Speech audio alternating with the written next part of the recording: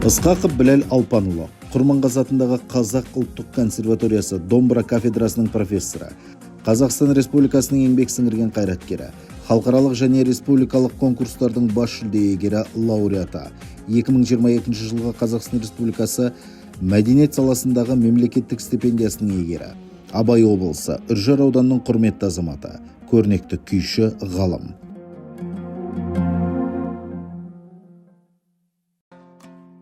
Ысқақов Біләл Алпанұлы 1954 жылы 20 қазанда Семей облысы Таскескен ауылында туып өскен. Жастайынан домбыра тартуға құштар болып, алдымен нағашысы Қасқырбай күйшіден тәлім алады. Ер жете келе нағашысы Шығыс Қазақстан өңіріне әйгілі Мәткәрім, Бағаналы, Сапаржан күйшілерге апарып өнерін шыңдайды. 1967 жылы әкесі Алпан, ол кісі сол өңірге аты шыққан молда болған кісі екен.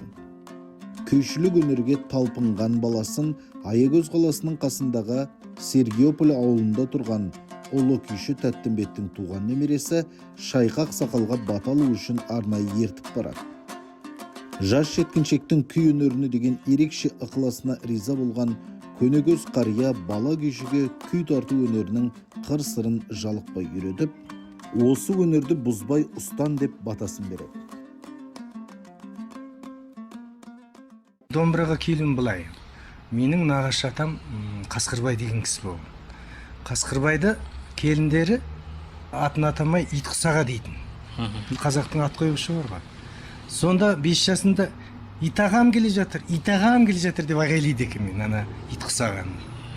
Сол кісі келеді де домбыра шертеді. Ал ол кісі Тәттімбеттің шәкірттері, соның кейін Көпбай деген болған, сонымен бірге жүрген. Соның кейін Бағаналы Саятөлеков деген домбырашы болған. Сол кісімен өте дос болған. Өлі бекем жазған. Бағаналы. Нағашы атам Бағаналымен екеу қатты дос болған, аңшы болған екеу, серлеу болған. Мінез маған сол нағашы атам Қасқырбай үйреткен, отырғызып қойып, жерде соны соқтек әндер үйретті. Ол кезде жасыңыз нешелерде болды? Ол кезде 6 шамасындан. Бұрынғы біздің бабаларымыз, аталарымыз тек қана бір мектепті алып берген болса, бүгінгі күйшілерден жан-жақты мектепті меңгерген азаматтар. Соның бірі де бірегей осы Біләл деп айтсам, артық айтпаған болар едім. Біләл, Құрманғазы, Дәулеткерей, Дина, Құлшар, Еспай, Есір, Тәттімбет, сынды Сүгір, Төлеген, мінекей қанша мектепті меңгерген өздеріңіз естіп отырсыздар. Осы мектептің бәрі, яғни Қазақстандағы осы күй өнерінің мектептерінің бәрін меңгерген азамат. Күйшілік өнердің дәстүрлі орындаушылық шеберліктерін меңгеруді өмірлік мұрат тұтқан жас өнерпаз, орта мектепті бітірген соң ауылдағы мәдениет клубының меңгерушісі болып, көптеген өнер иелерімен бірге жүреді. 1974 жылы Алматыдағы Чайковский атындағы музыка училищесіне оқуға түсіп, аса білікті домбырашы ұстаздар Тілеш Бәдіұлы мен Айтқали Тілепқалиұлы Жайымов сынды күйші мамандардың кәсіби ұстанымдарынан өнеге алады. Оқу орнын үздік бітіргесін жас орындаушы домбырашылардың алғашқы кәсіби бірінші республикалық конкурсының бас жүлдесін жеңіп алып, осы училищеде ұстаздық жұмысқа қалдырылады. 1983 жылы Құрманғазы атындағы Алматы мемлекеттік консерваториясын бітіреді. Мұнда профессорлар Айтқали Жайымов, Кенжебек Күмісбеков, Хабидолла Тастанов, Шамғон Қажығалиевтардан кәсіби дәріс ала жүріп, өзіндік ізденіс талпынысымен көрнекті дәстүрлі күйшілер Мағауия Хамзин, Төлеген Момбеков, Нұрғиса Тілендиев, Уәли Бекенов, Ергентай Борсабаев, Генерал Асқаров, Дәулетбек Сәдуақасов, Мұхамеджан Тілеуханов, Таласбек Әсемқұлов, Азат Байбосыновтардың өз қолдарынан күйлерін үйреніп, нотаға түсіріп, олардың ерекше күйшілік мұрасын сақтап, жалғастыруға бар ынтасын салды. 1974 жылдары сол Алматыдағы Петр Чайковский атындағы музыкалық училищеге түсті. Ол кезде училище деп айтатын, енді қазір колледж қой. Колледжде оқып жүргеннің өзінде көптеген конкурстарға қатысты. Жүлделі орындарға ие болды. Кейін консерваторияға барып көптеген жаңағы жетістіктерге жетті. Өнерін өсірді, орындаушылығын өсірді. Мағауия, Төлеген сияқты азаматтармен араласып, солардың еңбегіне талдау жасап, кейін кітаптарын шығарды. Мына тек қана орындаушылық емес, мына ұстаздығымызда және ғылыми жағы да ескеріліп, сол Біләл осы жағынан біраз еңбек еткен адам. 1986 жылы Чайковский атындағы Алматы музыка училищесінің ұстазы Ысқақов консерваторияға арнайы домбыра мамандығынан дәріс беруге шақырылады. Осы кезеңнен бастап өзіндік мәнерлік күйшілік өнерімен, ұлағатты ұстаздығымен елге танылып, 30-дан астам оқу әдістемелік ғылыми зерттеу еңбектерін жазып, ұлттық музыкалық ғылым саласына сүбелі үлес қосып келеді.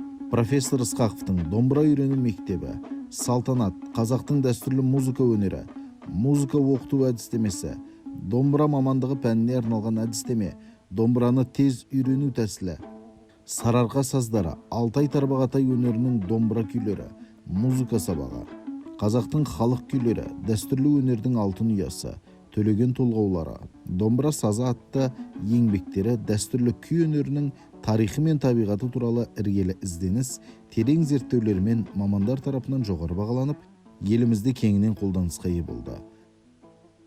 Бүркітов, Сәрсенбай мен Орынбай Дүйсенов Біләл үшеуі домбыра үйрену мектебін жазды.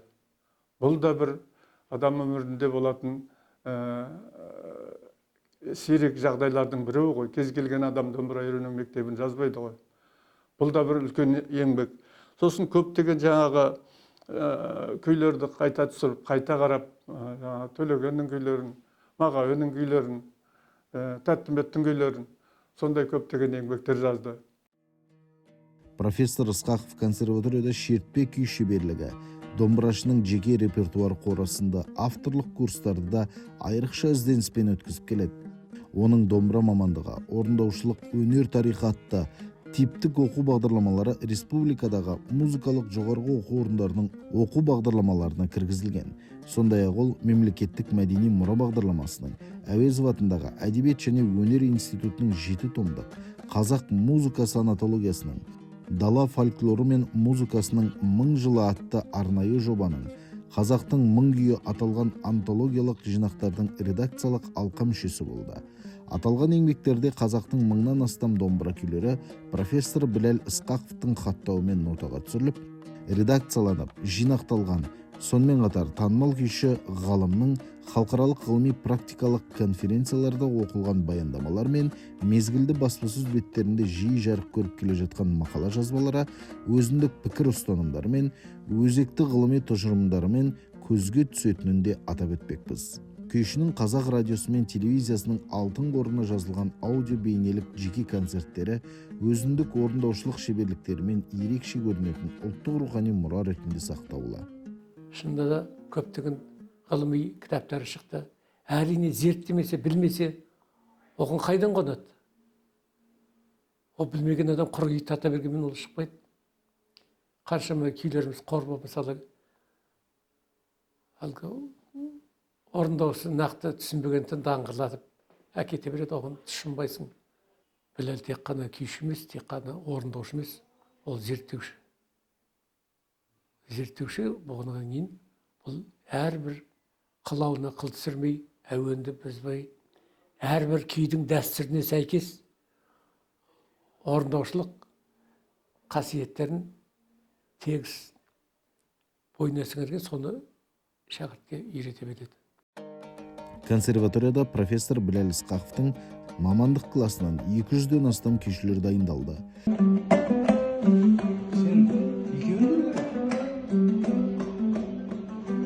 Профессор Біләл Ысқақовтың шәкірттері түрлі конкурстарда лауреат болып, елге танымал күйшілер атанған.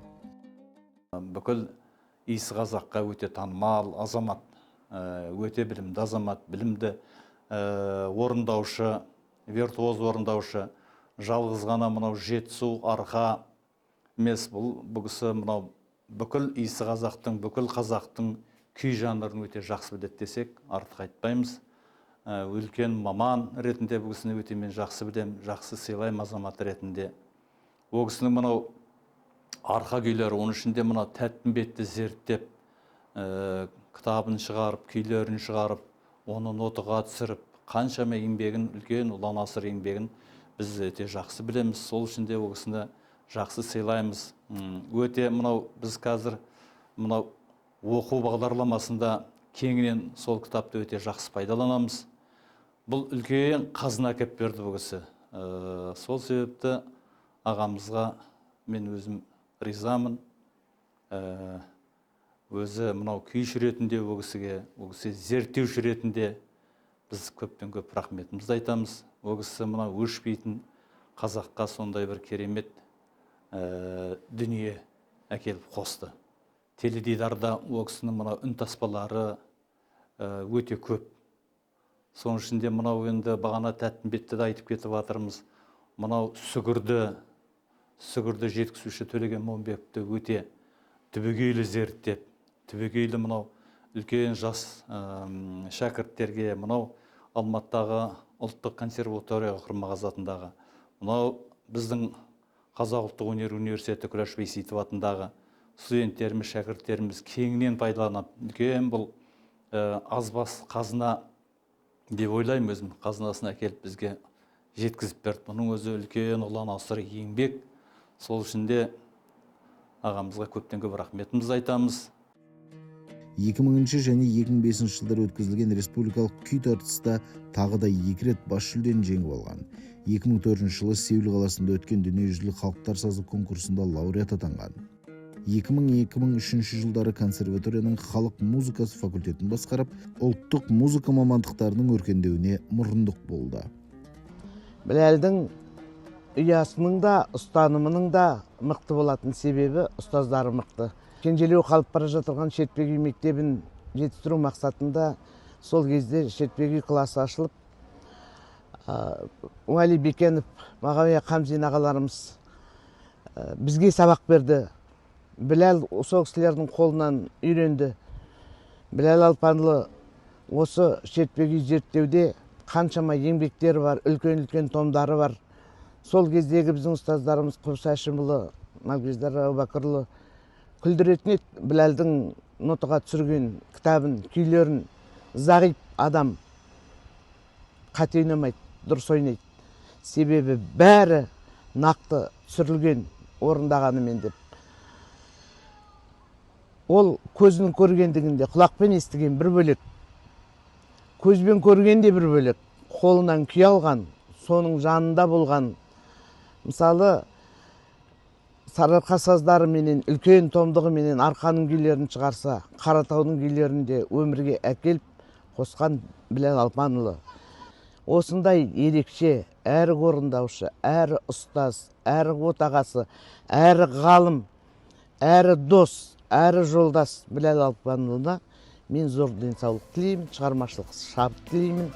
Айналасы, ортасы аман, ортаймай, арамызда шалқып, қазақ халқын күй өнерінің кәусарына бөлей берсін. Домбырадағы күйшілік мектептердің өмірлік құрылымдық орындаушылық ерекшеліктері, жеке сабақ өткізудің тиімді жолдары, ұстаз бен шәкірт ұстанымдары мен Шертпек үйлердің шеберлік тәсілдері сынды тақырыптар күйші ғалымның республикадағы музыкалық оқу орындарында жиі өткізіп тұратын шеберлік сабақтарының негізгі бағыттары саналады.